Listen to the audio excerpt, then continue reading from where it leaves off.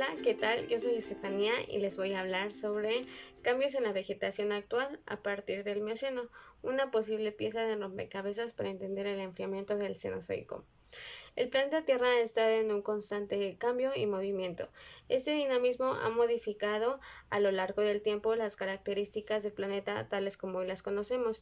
Entre ellas se encuentran la posición de los continentes, la posición de los océanos, la biodiversidad, los suelos y el clima. Asimismo, la humanidad, para entender esto, se ha respaldado del método científico, encontrando distintas explicaciones.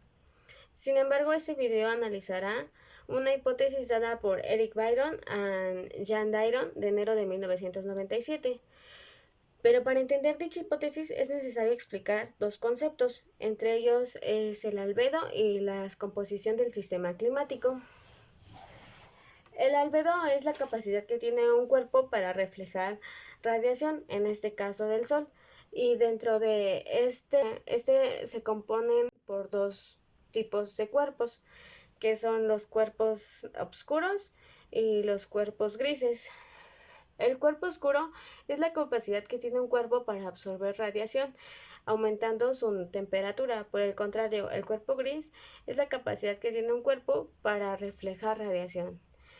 Asimismo, es necesario explicar la composición de la atmósfera, que no es fija, sino que es dinámica. Dentro de ella existen dos principales tipos de gases, que son los gases permanentes y los gases variables. Entre los gases permanentes se encuentra el nitrógeno y el oxígeno.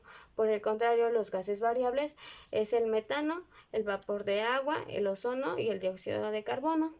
Y estos estarán en función a la estacionalidad de los gases de efecto invernadero.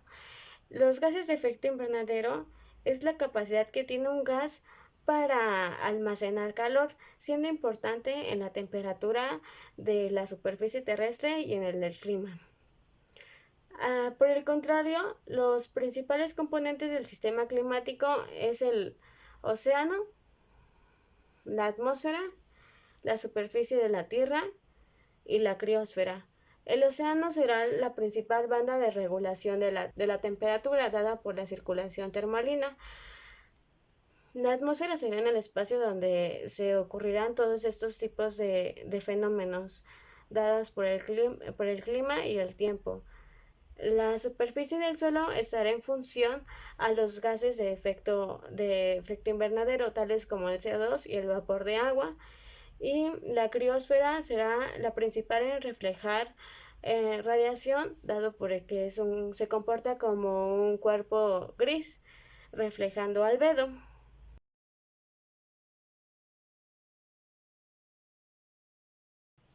En esta investigación se plantea que estudios de modelación climática global previos han explicado el calentamiento del Cretácico como resultado de los niveles de dióxido de carbono, la deriva continental y el transporte del calor oceánico, pero información geológica indica que los cambios muy marcados en el clima y en la vegetación. Pero esta última, o sea, la vegetación, no ha sido incluida en los modelos climáticos. Sin embargo, el modelo Génesis 1.02 del clima del clima global sí considera los cambios en la distribución de la vegetación en función de explicar un modelo climático global más exacto, concluyendo la importancia de la vegetación y sus simulaciones paleoclimáticas. El papel de la vegetación se ha tomado en cuenta para explicar las discrepancias entre los modelos climáticos globales y la información proxy y paleoclimática. De igual forma, el modelo Génesis versión 1.02 fue desarrollada por el Centro Nacional de Investigaciones Atmosféricas por Poland y Thompson en 1995. Dicho modelo está basado sobre 12 capas atmosféricas y una losa oceánica de 50 metros, modelando la transferencia de calor, energía y humedad entre la atmósfera y la superficie continental. Esta transferencia de calor y energía se calcula por medio de la radiación visible y las longitudes de onda del espectro infrarrojo. Así pues, el modelo Génesis explica de una manera muy certera el clima actual, siendo un poco más exacto. La evolución del clima actual a partir del Cretáceo es explicada por la geografía continental y el desarrollo de una capa de hielo. Pero el modelo aquí dicho aísla estos efectos por una comparación entre la vegetación y la distribución de la misma, de la del Mioceno. Así pues, tres simulaciones fueron ejecutadas en el modelo Génesis. La primera simulación es la geografía actual y la distribución de la vegetación actual. La segunda es la geografía del Mioceno con la vegetación actual. Y la tercera es la reconstrucción del Mioceno, o sea que es la geografía del Mioceno con la vegetación del Mioceno.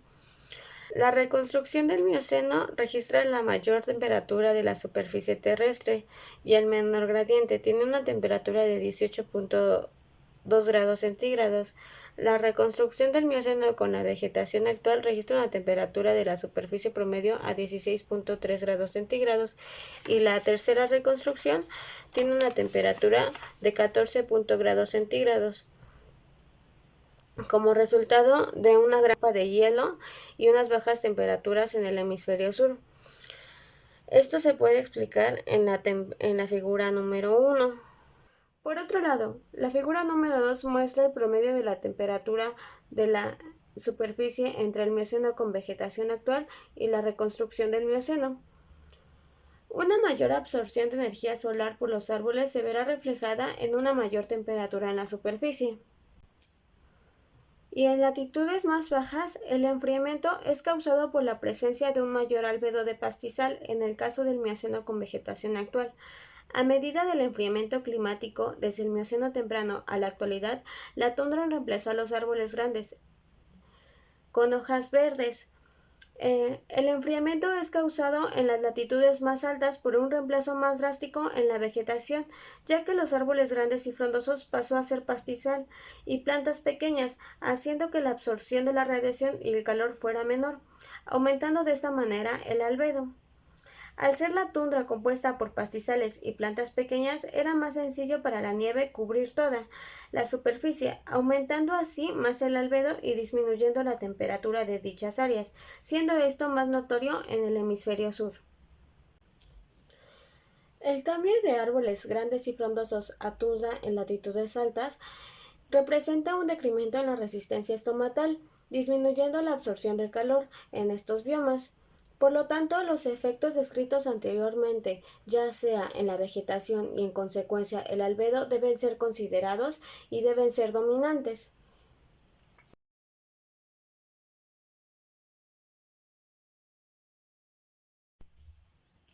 Como conclusión, se puede decir que al utilizar el modelo climático global Génesis 1.02, indica en este estudio una innovación biológica y el cambio en la distribución de la vegetación desde el Mioceno hasta la actualidad, contribuyendo significativamente al enfriamiento del Cenozoico.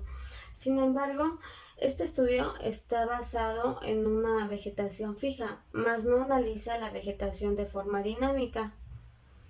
De igual forma, se puede decir que el cambio en la vegetación hoy en día por la actividad antropogénica y por el capitalismo voraz ha marcado crucialmente al calentamiento global, eliminando y modificando múltiples biomas como especies, siendo la vegetación algo crucial para la temperatura del planeta terrestre.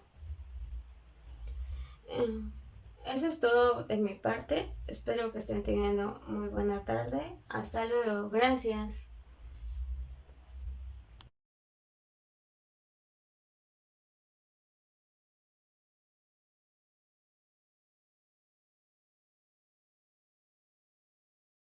Muy importante, ya sea para la temperatura. Así pues, los cambios de vegetación, ya sea de tamaño, siendo que los cambios de vegetación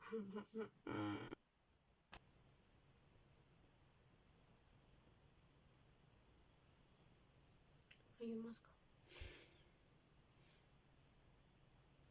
¿Lo escuchas? ¿Pasa cerca de ti? No, no sé.